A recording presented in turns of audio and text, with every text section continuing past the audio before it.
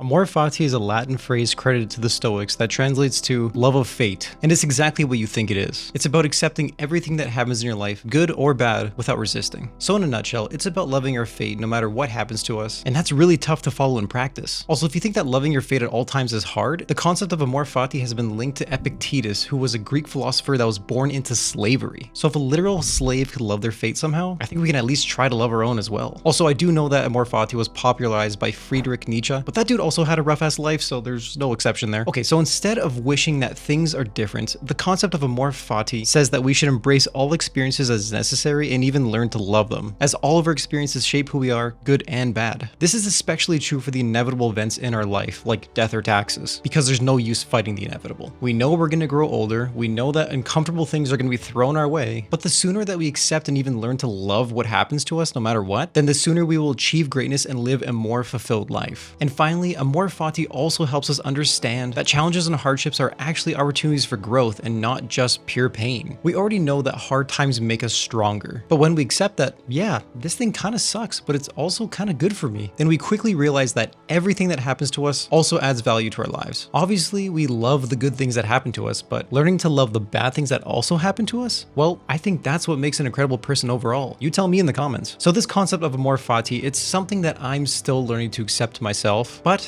it's a lifelong journey. Once we stop resisting and start accepting life in all of its facets, then that is when we can be truly free. Amor Fati.